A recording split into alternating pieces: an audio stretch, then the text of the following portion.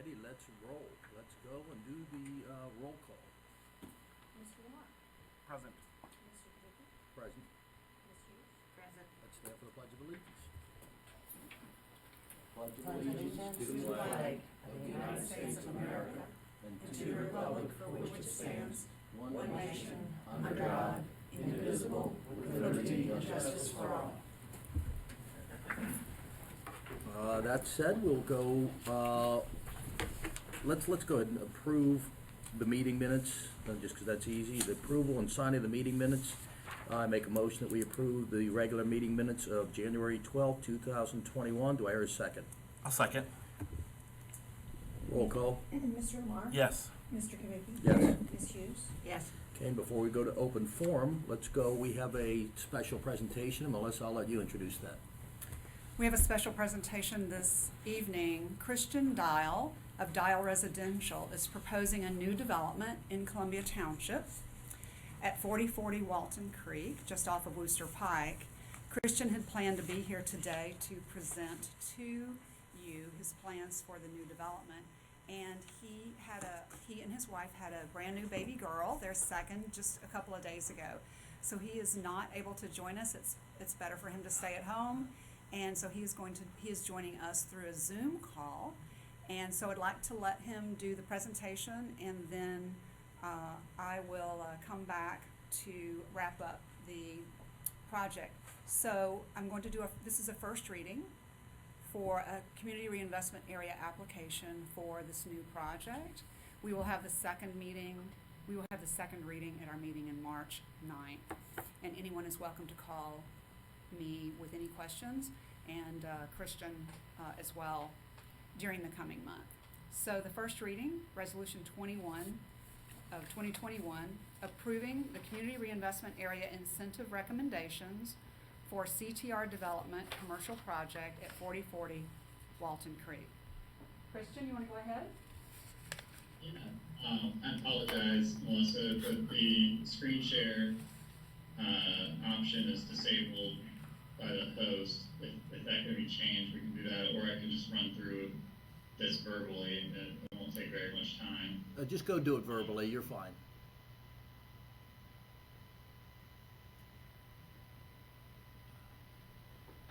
Okay. Should work. You just have about 4 slides. Are you seeing it now? Yep, perfect. All right. Thank you guys for accommodating me tonight. I wish I could be there in person. Even though I'm a millennial, I don't really like all the technology aspects of what we're having to deal with right now. But just wanted to quickly just go over my project, just to get it on your guys' radar. I purchased a house at 4040 Walton Creek back in September, and proposing a 27-unit multifamily development on the property. It's right up past the Shell station. But just quickly about me, my name's Christian Dial. I'm the owner of Dial Residential. CTR Development is an affiliate entity that I created to hold the development that I'm going to be doing at 4040 Walton Creek. I founded Dial Residential in 2019 and run it myself as a business. We're doing smaller, unique multi-family communities that are in difficult sites to deliver bigger projects. I like to just focus on doing these really cool, walkable developments and what I feel like are the best areas of Cincinnati. And so that's what led me to this development. Ever since I started coming to Cincinnati, one of the first places I ever went to when I visited my wife here was 50 West, and it's always been one of our favorite spots to go to. And so I've always told myself if I could ever do development in this corridor, I would love to add some kind of project to it. It's been hard to find land to do it, but after studying your guys' land use plan and understanding that this site was planned for multifamily, when it came available, I jumped on it. There's always been a lot of vibrancy, I thought, in this area, in the steps that you guys have taken. Most recently, to improve it, I've been really impressed about adding the walkability and the bike trail, and it just has a lot of amenities I think people want to live by. Here's just the site aerial. The site's 1.5 acres plus or minus.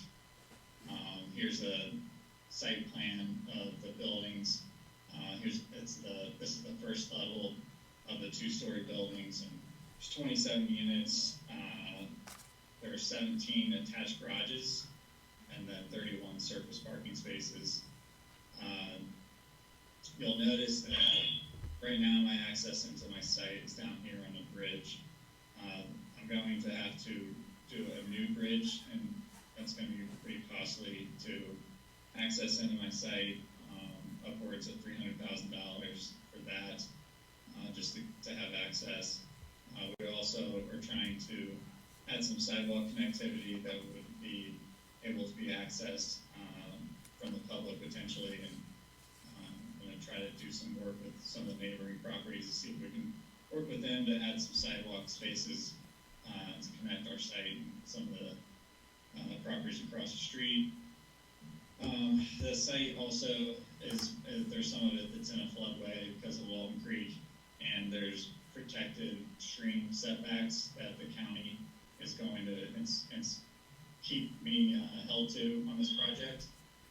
Even though the existing structures are close to the creek, the new buildings are going to have to be set back further than what that was. So that kind of ate up a little bit of the site footprint. So just want to kind of give a brief overview of the project. Here are some kind of first shot renderings of the front elevation of the building. Apologize for the quality of the renderings at this point, but we're excited about the potential of the design and look and feel that we can bring to the site. It's going to feel a lot like a large single-family home. So I think that's all I have for you, and I'm just asking for your guys' support on the CRA package, the county CRA package, as I move forward through the process to the county commissioners. And I will say this, we've met with Christian a couple of times, and I'm very familiar with the firm that he kind of comes from, that he kind of hatches from, and very well-respected firm as he's kind of started off on his own. So great group of people and a great project, and you seem like you've got it all together, and I'm happy you're doing what you're trying to do. So that would be my 2 cents worth. Thank you. Any thoughts from the other trustees? I'll just say this is exciting use of space, so that's impressive that you're able to do that and work with the restrictions that you've been given. So I'm very happy to have you in the neighborhood. Thank you. Appreciate it. You were right when you said it's a great place to be. Columbia Township is, and I like your project too.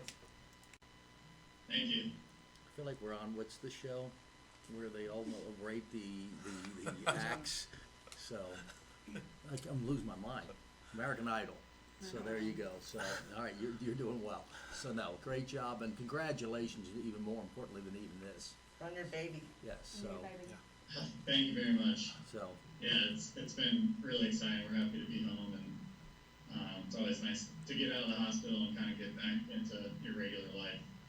there you go. Okay. Well, thank you. Thank you. Thank you, guys. I don't hear any babies cry. Congratulations. Thanks. Okay. So are we voting on this? No.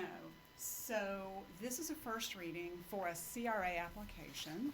And just a reminder that the Community Reinvestment Area program was set up originally by the county for communities that wanted to attract new investment and, importantly, new population. As the county's population and the state's population has plateaued and begun to decline. And so what we're doing is making a recommendation through a first reading to the county commissioners that we would like them to enter into an agreement with Dial Residential for a CRA exemption. And he is going to build, he has a rezoning process that he is requesting to begin with Hamilton County Planning and Zoning. We had our first meeting last evening, and then there will be four more meetings over the course of the months that will involve neighbor participation, county staff, thorough review by different agencies, and then ultimately the county commissioners. So the county commissioners will be voting on the rezoning as well as on the CRA application. So he is proposing a LEED certified building because it is multifamily. It's considered commercial, so the automatic exemption for LEED certified is 15 years, and he is seeking not the full 100% but 50% exemption on the new value. The current property as a single family home is worth about $230,000 and generates about $7,000 a year total in taxes to all taxing entities in Hamilton County, including the handful that are for Columbia Township.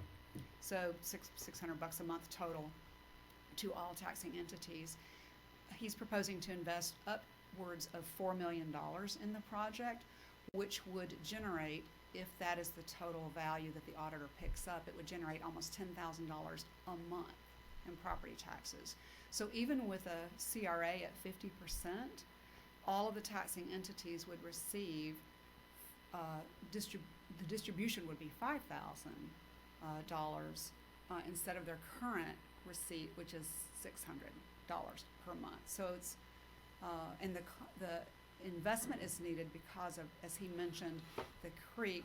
Part of what makes the site so attractive is what makes the site so expensive to build on. It has a creek, so there's a footprint that he cannot build in. He has to build a new bridge because the existing bridge was a residential only driveway. And he's also proposing a shared path through his property so that residents across the street and up the hill can connect. He's through to Panera. He's talking to Panera about connecting through their property so that the shared path will continue to the sidewalk and to the new crosswalk that we installed this past year, 250 West and to the Little Miami Trail.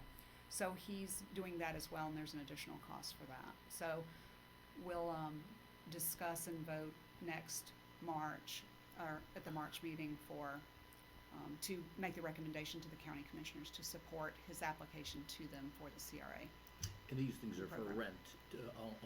They are. He's actually going to own, his family company is going to maintain ownership, and he is going to relocate his business to the property as well. So there will be business there, and then he's estimating between the employees of his company, which are just a handful of employees, but the construction over a 3-year period, he's estimating 89, 90 employees over that period of time. So new jobs for construction, and then his company, Dial Residential, will be housed out of that. He'll use one of the suites. The reason why I mentioned the rental is because very sensitive to the Walton Creek project and the property values there, that these will be for rent and not for ownership, because you always got to keep your eye on how it impacts other people's property values. So no, it's a great project, and I think it will add value to the community and improve what we currently have.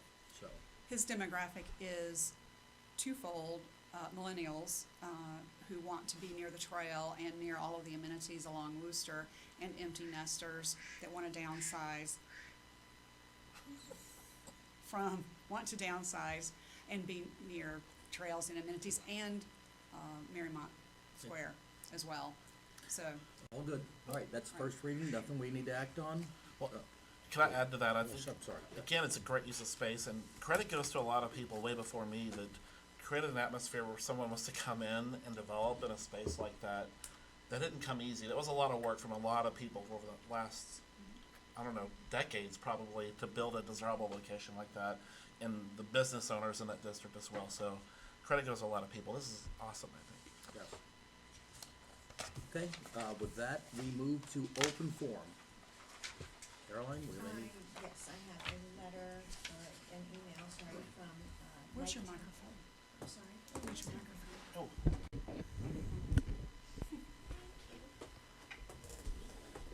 Are you picking her up? I have an email from Mike Ty. It starts, just a question and concern. The 3-year waste levy is up again. I believe the consensus is to renew it at its current rate, not raising anyone's taxes.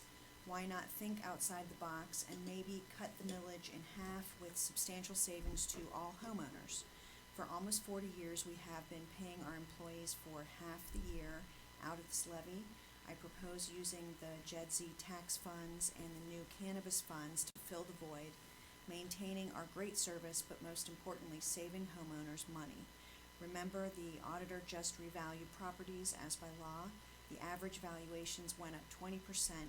This could help to offset the increase of the higher values. Thank you for always looking out for small business owners. Maybe now is the time to look out for the homeowners. Thank you, Mike Ty. Okay, and I'll start, and Melissa, I'll let you kind of finish. First of all, I'm proud that the property values went up by 20%. That's actually a good thing. I think it's a great suggestion, and it's something that's on our minds from Mike Lemon's era of leadership to what he's left us with Melissa as far as using JEDZ money to help what I would say, protect us from real estate property tax increases. So we will look at this hard. I appreciate the suggestion. I think it's a wise suggestion. That said, this is not an increase in taxes. This is just a renewal. So, to get in a habit of reducing what you're already having, when we have other needs that may be coming up, whether it's some of the things going on with the fire department, whether or not we create solutions with Marymount, collaborating with them, it's hard to get in the habit of over-subsidizing with JED income and committing and not keeping what you already have. I'm all for looking at JED-Z subsidizing the taxes, any future increases in taxes, as in real increases rather than renewals. The idea of actually taking away some of our tax base with the idea, as Melissa and I have chatted, that, our JED-Z money, it's possible it could go down. You could lose a major employer. There's a lot of things that you could lose. And if we kick that can up the road and we hand this off to a future administration, and we do not go after these renewals and the taxes from the JEDs go down, then you might run into the problem where, okay, now there's a huge reconciling of the fact that we can't pay our bills. And I don't mean literally, but it's hard to get in the habit of actually reducing your revenues. We look at the JED-Z income of helping with not future tax increases. We also look at it for improving and buying distressed properties and trying to improve. We've talked about some neighbor development grants and other things and using that money for that. I'm not sure that I'm totally on board with not continuing to collect what we have. That said, it's a great suggestion, a great question, and it's a question that's on everybody's mind of what can we do with the JED-Z money to help the residents, and we're on it, we're all over it, we will look at it, and we will do it. So we will look at doing it, and we also have medical marijuana potential revenues coming in, and we will know more about that in April, and that could affect our decision-making. But I'm not sure I'm ready right now, given where we are with COVID and everything else, to say the uncertainty of where the revenue's coming from medical marijuana to where they are now JED money-wise, et cetera, to taking existing revenues and not looking to keep them. But it's a great question. I'm glad you asked it. I love the community involvement. I love the community engagement. I love the positivity, Mike, too, by the way. And so we will look at it hard, and you've invited us to have some hard conversations, and I assure you your thoughts are being taken seriously. I don't know what any of the other trustees, and I'll let Melissa finish us up, but Brian, any thoughts on that? well said. we certainly don't want to raise taxes. This would not raise taxes, but I think we'll consider the suggestion. So well said, David. Any thoughts, Susan? Think about it. Yeah, but certainly I will make this clear, to increase taxes, and this will not increase taxes, yes, we will look to be creative with all the amazing things that have been done under Mike Lemon's leadership and the past trustees' leadership, that we have done all these things. So it's a positive thing. It's a question of now what are we going to do with this and how are we going to do it. So I at least want to go on the offense to say we've created some sources of revenue, which is great. Now the question is how do we use it? Which, believe it or not, is trickier than you think, but we're open-minded to it, and it's a great question. Melissa, I'll hand it over to you with your thoughts. I always appreciate when residents are interested in efficient government and when they feel that we are receptive to their suggestions. And there are a handful of residents who contact us regularly. Mike is one of them, who share ideas and keep us on our toes, and we definitely appreciate that. Before we walked into the meeting today, it was announced in the papers that Kellogg is pulling half of its employees out of Marymount. So interesting that Mike's suggestion came on a day where that incident happened. And so not to get into a lot of detail, but the difference between relying on levies as the foundation for your revenue and then using additional funds from business income tax, including marijuana dispensary funds, to build and strengthen the community, to invest back in the community, but not for your basic services, is the difference between hitching your wagon to a mule that will pull hard and strong and steady every single day with no worries, and potentially to a wild stallion that could buck and leave your community, like Kellogg's is pulling employees out of Marymount, and then now Marymount has to deal with impacts on its village budget, not only from COVID, but also from the loss of more than 250 employee income tax and any of the corporate piece that would go with that. So the waste levy is actually the waste and recycling levy. It's the only levy out of the few levies that Columbia Township voters, residents pay for, that we put on the ballot every 3 years. All other levies are continuing. And interestingly, the waste and recycling levy is the most popular program that we have. It enables us to bid discounted Rumpke services. Our residents pay less for their waste and recycling than all other residents do who do not have a bid process like we do.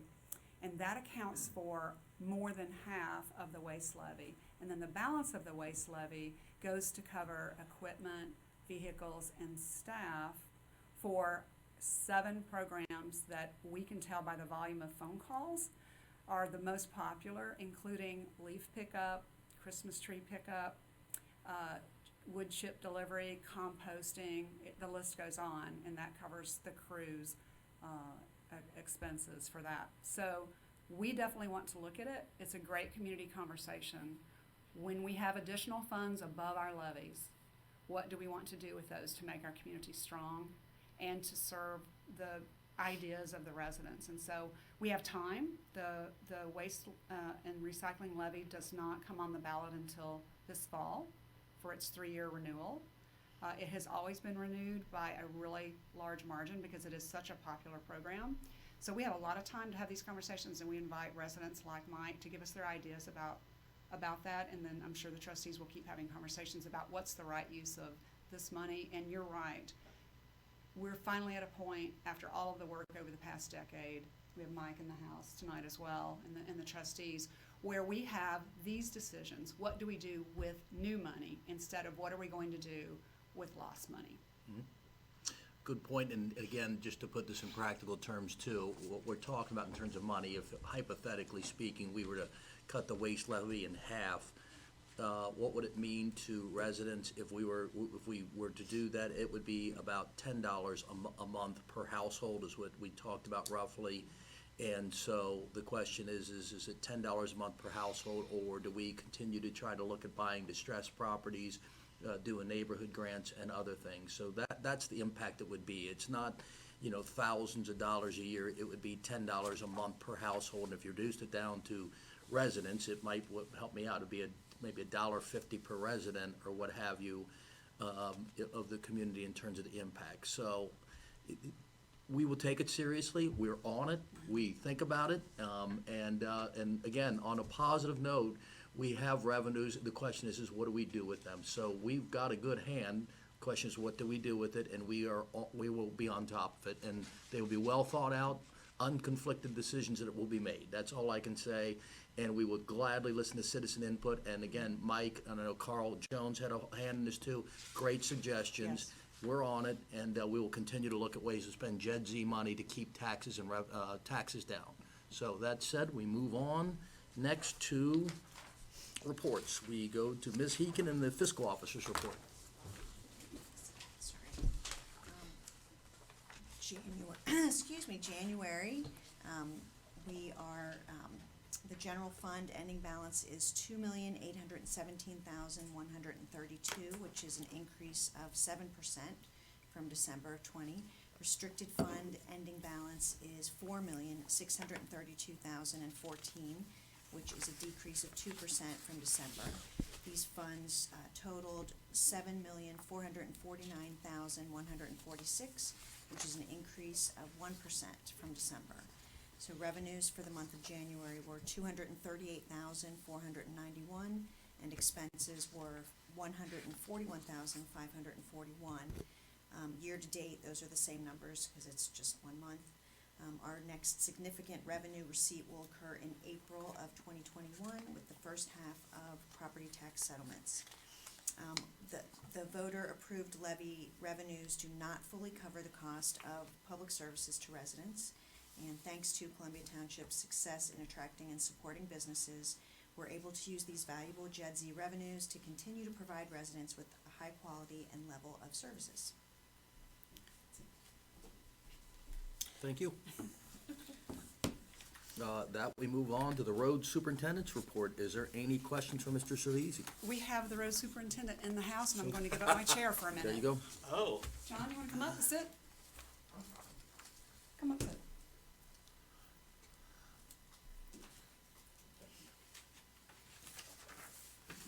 I just wanted to address the board on, as you know, the amount of snowfall that we've had this month.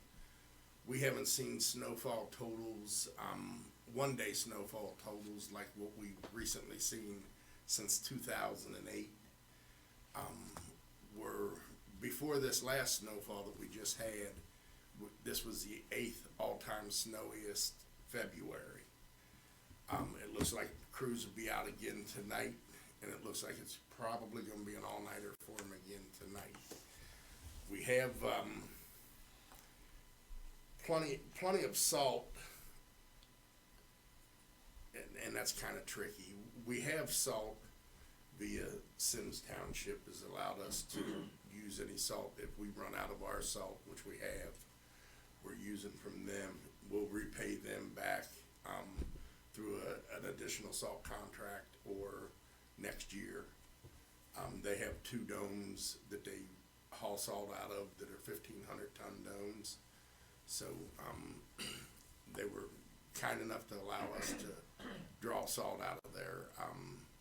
I just wanted to let the board know that my guys are logging a lot of hours, myself included, logging a lot of hours, a lot of nighttime hours where we're away from our families, and I've got guys that have getting stomach issues from their whole systems being turned upside down because they don't know when to sleep and when to eat. And I just wanted to let you know that I've not heard one complaint out of my guys on that.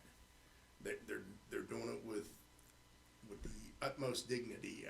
No complaining. Just tell me what you need and we'll get it done. And I just wanted to express that to the board. As you can see, this last snowfall that we had, our streets were clean, curb to curb, with a 1/2 inch of ice, 4 inches of snow. We were curb to curb before you woke up. There's not many other crews out there that were getting that done. I take pride in my crew. They do a great job day in and day out, not only on snow and ice, but on whatever we throw at them. They get it done. I just kind of wanted to pay kudos to the crew. They do a good job without complaint, which I just wanted to give you that heads up. No, I've seen you out there, John, and you've seen me out there as well. Yes. But at the same time, you got the ultimate compliment from my mother-in-law who spent the night at our house over this terrific snowfall, and she said, or horrific, whatever you want to call it, but she said, my God, your streets are so clear, and it's like, I thought, it's amazing. So I wanted to pass that on to you because that's somebody that comes from the west side of town and just was amazed at how clear our streets are. And equally, I was just looking this up on my phone here, on our, we have our own little page on whatever social media from Williams Meadow, and you got immediately shout out to those responsible for plowing and treating our entry hill and streets. Amazing job, and you got tons of good feedback. Totally agree. As a new Williams Meadow resident, I am extremely thankful for the wonderful job that they do on our streets. So thank you, thank you, thank you. And I know those guys work hard, and believe me, does not go unnoticed. And people over in Ridgewood, I do know, Yeah. look and go, they see the difference between Greater Cincinnati and Yes. Columbia Township. So Yes. it's a huge deal. I was out yesterday cleaning up parking. I mean, when I say our roads are clean, it's not just driving lanes. Your parking lanes are all cleaned up. When a car moves, since the snowstorm, we've had vehicles out plowing. You go to work, you come home, your spot's cleaned out. We've already got it cleaned out and salted, and for the most part, I mean, if you leave after we've been through, we might miss you, but we'll get you the next day or whatever. But when I was out cleaning up parking, I did receive a lot of compliments in the Williams Meadow area, Madison Place, Ridgewood, almost everywhere I went, they were singing our praises, and I just wanted to let you guys know that. And I know you know that already. You live in the township, you see what's getting done, and you drive other streets that are not near where we're at. I mean, that snow started out the other day. It was supposed to be 8 to 12 inches of snow, which is a lot easier to negotiate than a half-inch ice. We went through a lot of salt because the ice, if you don't keep it slushy, you can't plow it off. Once it bonds to the road, it's tough. And we were able to keep that solidified enough that as we were plowing it off. But we got a half-inch ice and 4 inches of snow, which lays on top and insulates that, which bonds it to the road. So there's no getting off of it. If we get off of it and just say, I know different communities will come in and leave at 9 o'clock or 10 o'clock and come back in at 4 o'clock to try to catch up before everybody gets out and goes to work. You couldn't have done it with that one. If you did it with that snowstorm or ice storm, it would have been bonded to the road. Residents would have been sliding everywhere. And again, we were laid back curb to curb, parking cleaned up for the most part, which I just wanted to pay kudos to my crew. They did an amazing job. And also, we did have a truck go down prior to this snowstorm. We had a truck go down, and we were able to, we only have 2 big salt trucks. So when that truck goes down, that's 50% of our fleet. We were able to borrow another truck from another municipality. And it was literally maybe a 30-second minute conversation before I was told, come up and get my truck, you can have it. When you're done with it, bring it back. Can I add to Go. John, you know I love your crew, and first of all, thank you to however you got that truck and to Sims Township for letting us borrow the salt. That goes to your relationships you've built over time in those communities, and that's amazing. A lot of communities don't have that ability, and you can call somebody up in 30 seconds and get that done. It's a credit to you and your team. Your team's amazing. You said it. our streets are completely clear, and when I drove here today, it's been, 48 hours since the snowstorm, and still, in Madison Place, you can see the township line literally in all directions almost from my house, and it is still not clear. It's still dangerous. You had it On cleared the almost city sides. on the city side, Yeah. and our side looks brand new, and so thank you for that. And to your team, I stopped them a few times just to thank them, and every single time they didn't complain. They had a smile on their face. They literally had a smile on their face, and I know it's stressful to do that. It is. We have roads that are just wide enough Yeah, to get a plow through. When we're going through those streets, we're literally 3 to 4 inches from a car on either side of that plow. So, after you've been in that plow, the other snowstorm, I think we logged 17, 18 hours seat time in those trucks. So you put that much time in and then have to concentrate going through that, yep. the narrow streets and not taking off mirrors, and never had an accident, never had a mailbox knocked down. We've been knock on wood, a few years, since probably 5 years since we've had any incidents with our drivers, as far as any accidents, which is really phenomenal in itself. Most crews, and again, they're bigger than us. We're small, but we're I like to say small but mighty. We get it done. And one more thing, real quick. Polmeyer, which is an alley you're aware of, there are residents that share that the alley is Township. The street on the other side of those houses is Merwin, Right, which is a city street. Our Polmeyer looks brand new as a little alley. You didn't even need to do it, really. Right. Or the city street, it's almost undrivable. Like, you're getting the alley. That's what is impressive to me. Right. Yeah. Like, when I get out of the neighborhood, I take the alley instead of a normal street. Yeah, and that alley, if we don't pitch our plows, it's so narrow, you have to go down with the plow pitched. If not, you'll be digging up dirt on both sides. So, again, kudos to my guys and getting out there and getting it done day in and day out. Well, you too. I saw you actually driving the truck. I didn't know you I did get that out there. anymore. I still get out there a little Yeah, bit. just to keep current. Yeah. Well, thank you, and I can tell you guys take a lot of pride in it. Susan, do you have something you wanted to say too? I'm just gonna end with thanks a lot, John. Yeah. You do a great job. Thank you. Thank you very much. Thanks for being here. All right. Okay, that we move on to the administrator's report back with Ms. Taylor.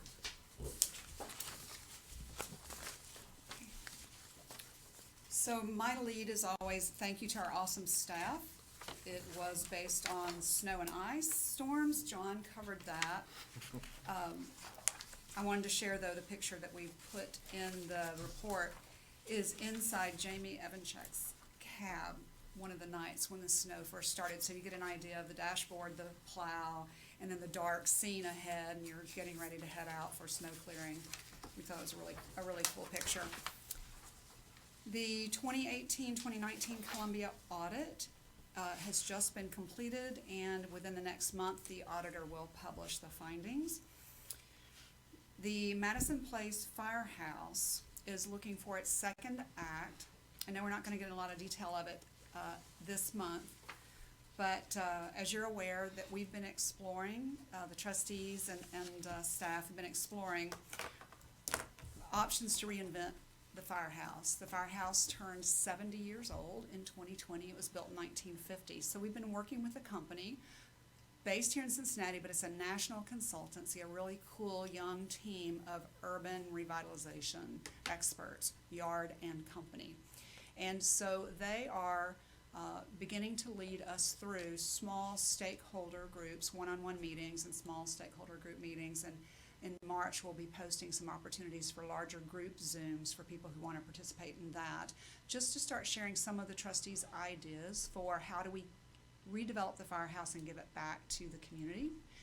And so next month, we'll talk in more detail about what we've heard from the community and what our plans are moving forward. But I just wanted to share with that for people to watch for our website for opportunities to participate in that conversation. Trustees have come up with some amazing ideas about giving the firehouse back to the community, and we're going to be really excited about having those conversations and sharing that with everyone. The next item on my report is I'd brought before the board before the proposed new development on Wind Street by Blue Ocean developers. The process has made it through all of the Hamilton County reviews and has had the first hearing at the Hamilton County Board of Commissioners. Participated in that last week. And the commissioners will hold two hearings, the first previously and then another one. The commissioners have asked for a letter of support from the township trustees on that project, and I have that as a motion later on the agenda with some of the items that we worked with the county to address that came out of the stakeholder meetings, and asking a nod from the board to provide that letter of support. The Plainville Road environmental assessment in the next month, residents and businesses may see, depending on the weather, we've had a schedule pushback. About 10 years ago in 2011, actually when Mr. Lemon was administrator, we did a voluntary environmental assessment of soil and water conditions in the Plainville corridor, mainly on the properties between Grace and Murray.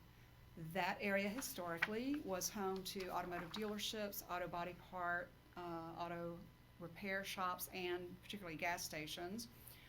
A number of them have had tanks removed, but part of being in good standing with the state of Ohio is updating environmentals every so often. So that's what that process will be. And if anyone has any questions about that, again, it's a voluntary process. The owners are cooperating with it, and they just check conditions to see if there have been any changes since the last assessment, which, as I said, was about 10 years ago. Hillendale reconstruction is nearly complete. We wrapped up as much as we could the end of last year, and then when the asphalt plants closed, we have to weather the winter, and then when the asphalt plants reopen, when warmth finally returns, we'll be able to finish that construction project. I mentioned previously we have 4 road and pedestrian studies that are underway. We're looking in the township to continue to improve safety for both our motorists and our pedestrians, as evidenced by the new crosswalk that was built on Worcester Pike. One of the studies we have an update on since our last meeting. In Plainville Road, we conducted a pedestrian study due to the growth of the corridor and particularly the opening of the new Madison Place coffee shop and eatery. Pedestrian traffic is increasing, and there were some near misses and some incidents in that crosswalk. So one of our engineering companies studied it. Plainville Road is a county road. We worked with the county to allow us to perform the study and submit the recommendations to the county, and I'm pleased to report that the county engineer agrees with the recommendations of the study, and so we're going to move forward in the coming months to improve that corridor. We're going to convert the crosswalk at Grace to a signalized crosswalk, similar to Worcester Pike. It won't have the concrete median because it's not a wide road, but it will have flashing signals on each side or potentially overhead on a mast arm. We're looking into some different options, and so pedestrians can activate it before they cross. It's a difficult to see intersection because there are trees and cars and buildings and people and just a lot of visual clutter, and so the rapid response, the rapidly flashing beacons will capture motorists' attention and slow them down. We also are going to look at restriping some of the other crosswalks so that they're more visible. Some of the crosswalk stripes have faded, and then we are looking at making the entire corridor 25 miles an hour, whereas currently part of it is 25, part of it is 35.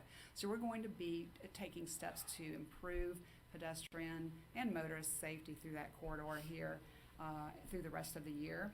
And then we have 3 other studies that I'd mentioned before, and I don't have any updates on any of those for this meeting, but I will have for the next meeting. And I mention each meeting just so that our residents will continue to watch on different platforms, Vimeo, YouTube, that we are allowed to have virtual only meetings during COVID, the opportunity was extended through July of this year with the continuation of the pandemic. We've chosen to continue in-person meetings, but we also are streaming them live, and they're available for watching after the meeting as well on a number of different platforms, and our video partner is ESP Media. And so we received tremendous feedback from people who otherwise would not have been able to make the meeting in person. They love that it's online and that residents, like Mr. Ty did today, can send in comments that we can discuss. It's as if they're here in person anyway. So as close to a live experience as you can get. And I open with our amazing staff and I close with we love our businesses.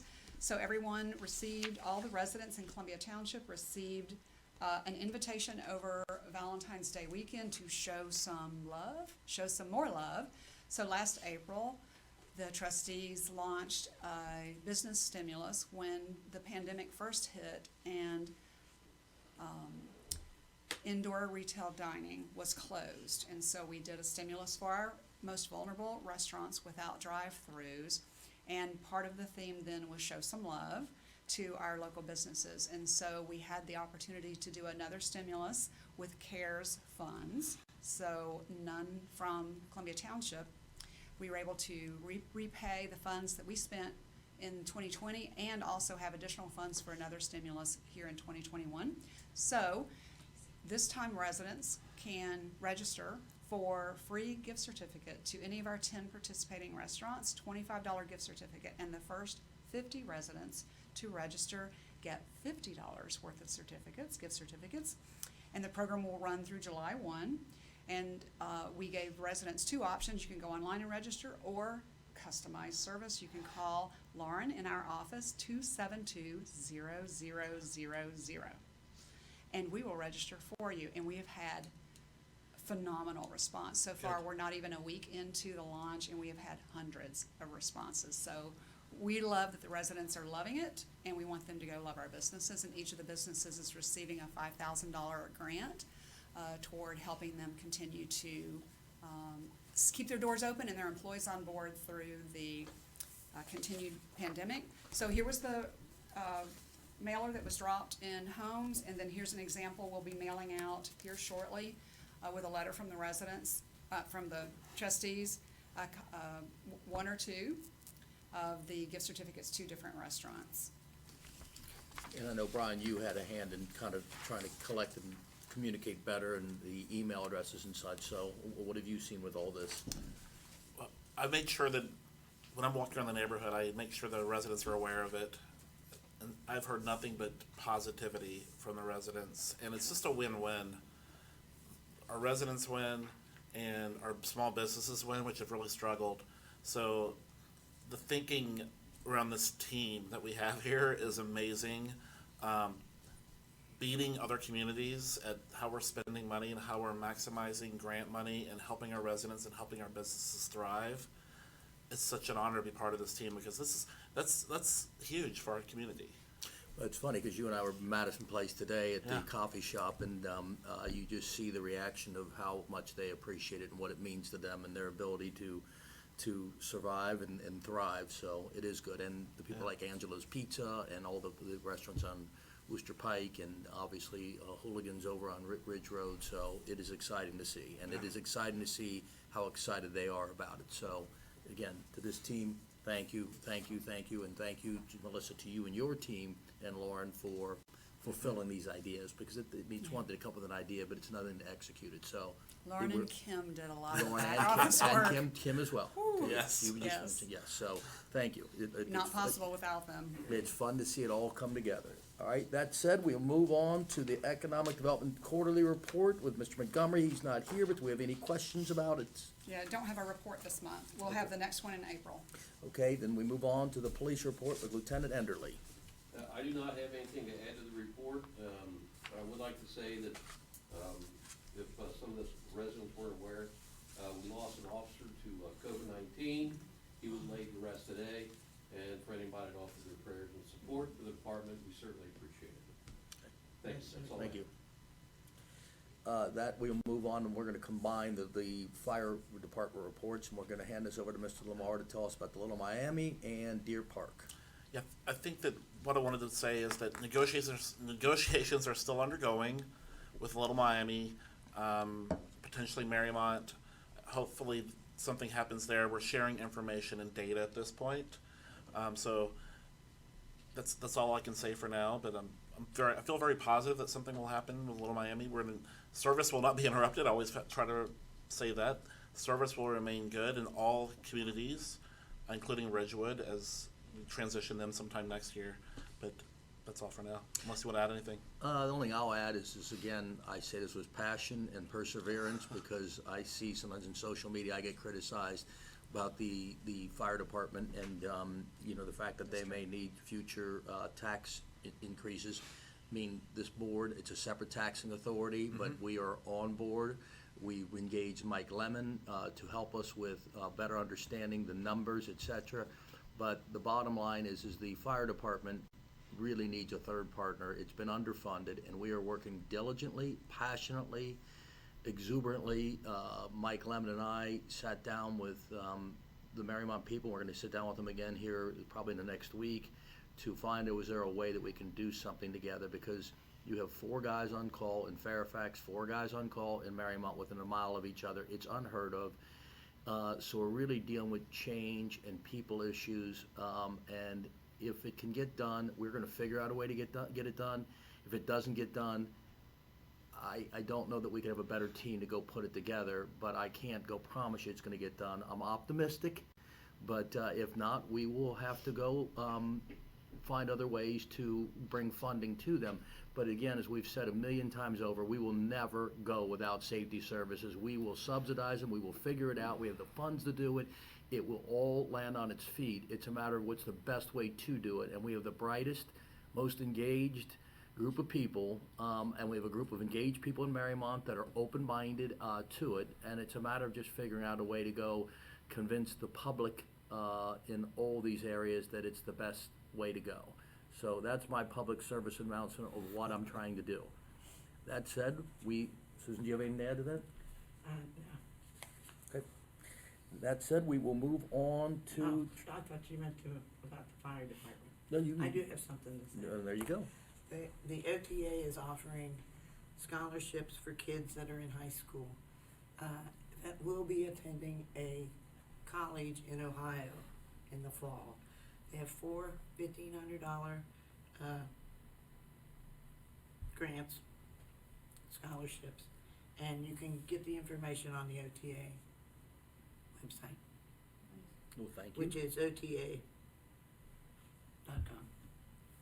Ohio Township Association. Okay.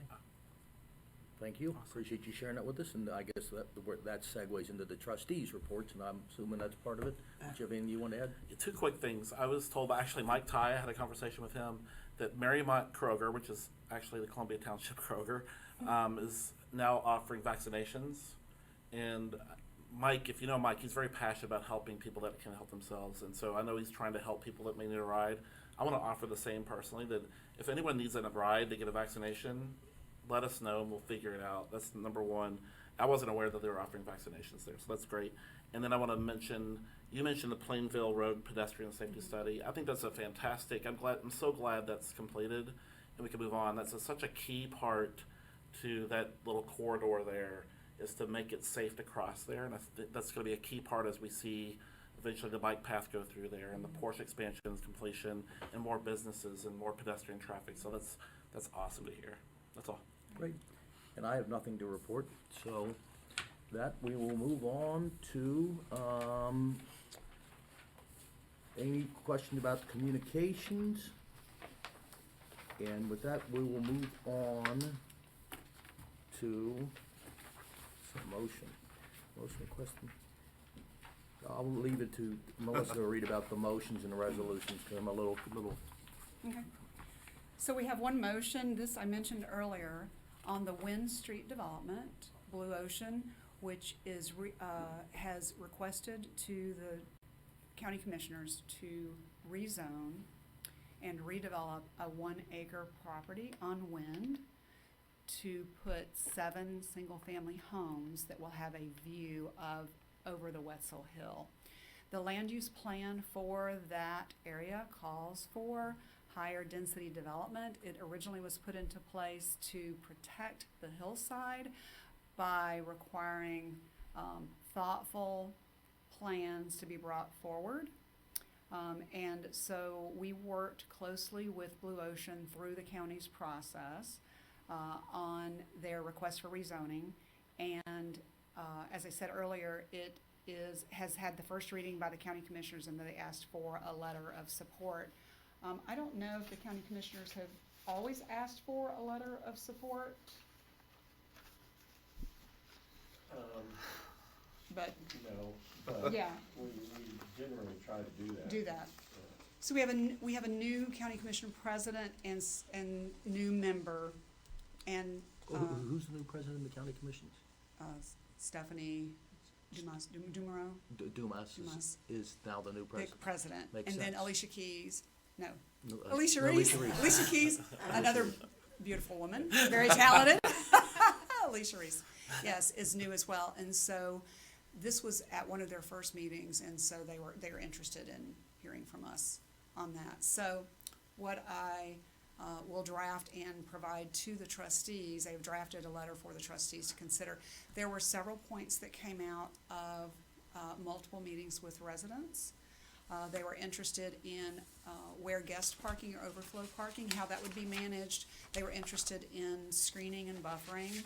They were interested in how emergency vehicles would access the site and turn around, because there is a private drive that goes between buildings. There's 2 rows of buildings, and then also there was an interest in how they were going to manage the watershed off of the site, since it is on the top of the hill. So as you're aware, Hamilton County engages residents within 200 feet, and they were all involved in these meetings as well. So I have drafted a letter of support from the trustees to the county commissioners that I will share with you if you agree in the motion, and it basically lets the commissioners know that we support this project as per our land use plan, and that the issues that were brought forward by the residents have been addressed to the degree that they are able to be addressed by Hamilton County's zoning and other requirements. I'll make a motion that we approve. Second. Roll call? Mr. Lamar? Yes. Mr. Kubicki? Yes. Ms. Hughes? Yes. All right, I'll run through our resolutions really quickly. I know we've had a long meeting, and if anyone has any more questions, just feel free to stop me.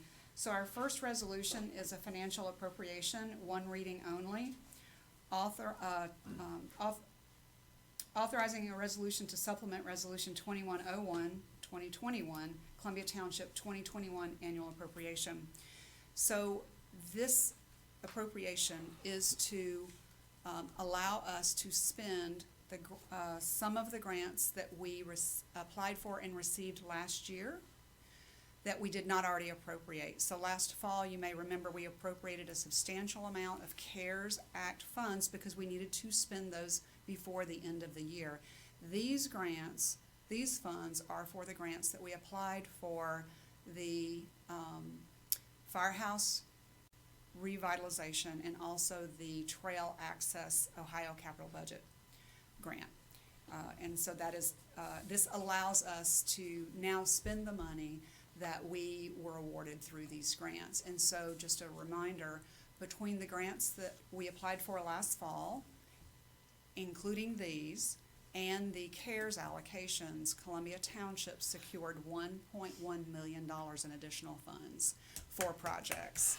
So, And I'll editorialize on that for a minute, but it comes from some connected people that know the right thing and people liking you. It goes back to when John Cervisi, you can go get equipment from Sims Township. yeah, connections. You've got to have, people have got to want to do things for you, and Melissa, kudos to you for being a major part of helping us do that, and where I could lend a hand, we worked well as a team, so thank you.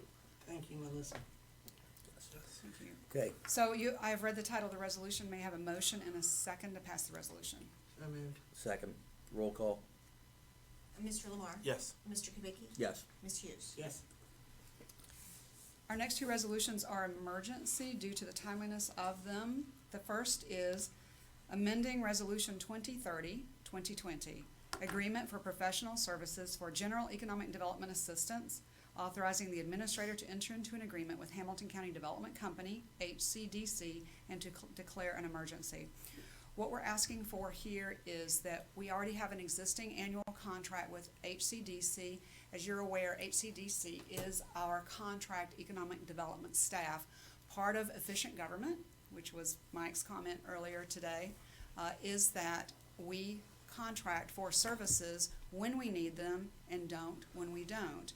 This is a need to expand our HCDC contract for this coming year, as my attention is going to be pulled into redeveloping the firehouse and the Marymount Promenade, permanent outdoor dining. We have 2 new road projects that we have to launch, and also a number of other matters, plus the $1.1 million in grants, not only the expenditure, but the reporting and the compliance. So this is going to provide some additional funds to HCDC so that monthly I can use Dustin and Montgomery more to make sure that we have greater attention to our businesses. As we have said, when we become more dependent on business income, it's incumbent on us to make sure that we are taking care of the businesses that we have. We have certain key businesses that generate a significant amount of revenue for the township, which we were talking about earlier, and including are already helping subsidize some of our services above what the levies cover, which fiscal officer Heekin mentions each month. So this will enable us in the coming year to make sure that as the pandemic persists and I am pulled into a number of economic development projects, that Dustin can help continue making sure that our businesses have the attention and focus that we need. Dustin and I spent an hour on the phone with one of our businesses last week with some matters that are going to take a lot of attention, and Dustin will be able to run with those under my supervision. So I'd like to propose that we increase their contract for the coming year. And so this is an emergency, this would be an emergency resolution. Do I have any questions?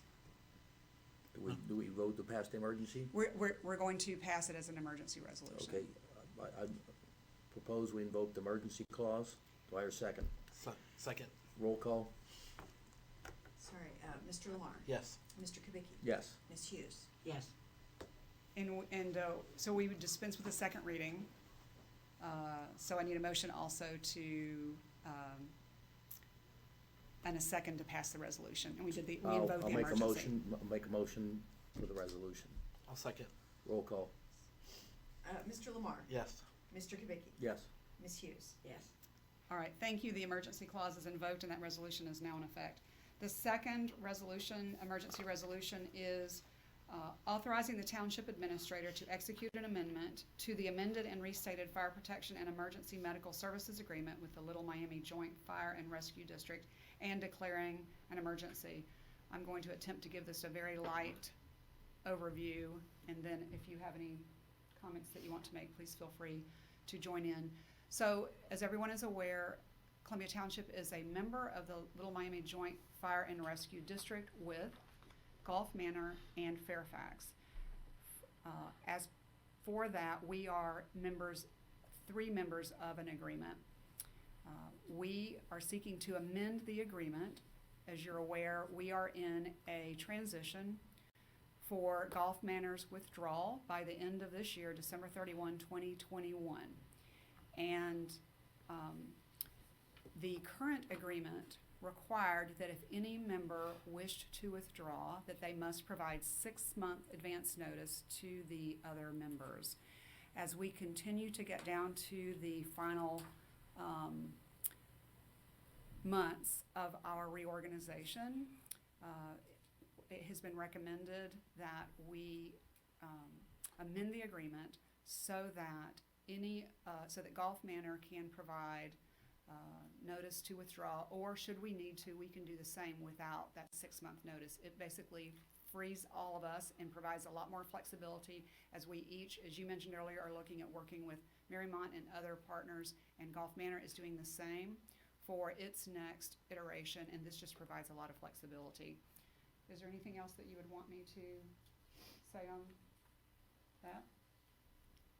Okay, make a have any motion that we questions? invoke the emergency clause. Do I hear a second? I'll second. Roll call? I'm sorry, hold on. Mr. Lamar? Yes. Mr. Kubicki? Yes. Ms. Hughes? Yes. Okay. Okay. Our last two resolutions are very quickly first reading, and then I have a final second reading. So we already had Christian Dial do a presentation on the CRA, so we have taken care of that one. So first reading on authorizing Columbia Township Administrator to enter into an amendment to the 2018 agreement with the Deer Park Silverton Joint Fire District for fire protection and ambulance services in the Silverton Fire District of Columbia Township, Hamilton County, Ohio. So the Silverton Fire District contract is 3 years. It would have been up the end of March. And we proposed to extend, and Mike led this process as he is working for the trustees and for us on all of our fire district matters. We proposed that we would, instead of entering into a new 3-year contract with Silverton Fire District, that we would extend the contract through the end of the year so that our Silverton Fire District, our Silverton Deer Park Fire District, as well as the Little Miami Fire District contracts would all end December 31. That gives us the greatest flexibility in looking at what our options moving forward need to be. So this contract adjusts the price up from the prior 3-year contract and extends it through December 31st. And this is the first reading. We will have the second reading at next month. Do you have any questions for us? Okay. Our last resolution is a second reading with vote, supporting the proposed shared use path from US 50 at Spring Hill Drive to the Pocahontas Avenue intersection to connect the Little Miami Scenic Trail in Columbia Township to Marymont and the future Murray Path extension. Just briefly, we went into detail at our January meeting on this, but this authorizes, Columbia Township authorizes ODOT to spend funds toward the design of connecting building a shared use path on US 50 toward future connection of the Little Miami Trail to the Murray Path. So, let's see. Any other questions? And I'm going to read so that we can vote.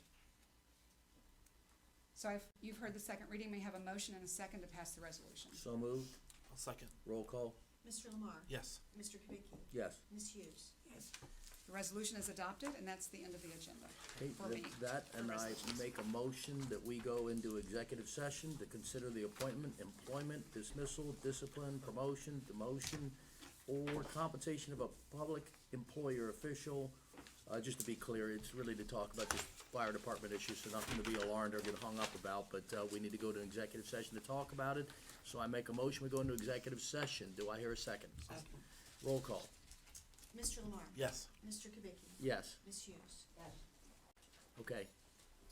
Good night, everybody. Thanks, everybody. Take care. Good night. Next time will be 22? I'm sorry? Next time will be 22? Yeah. Okay. Okay, and for the sake of letting Elliot go, What officers? What was the officer's name? His name is Donald Gilreath. He's 36 years old. Wow. wow. So sorry. Thank you.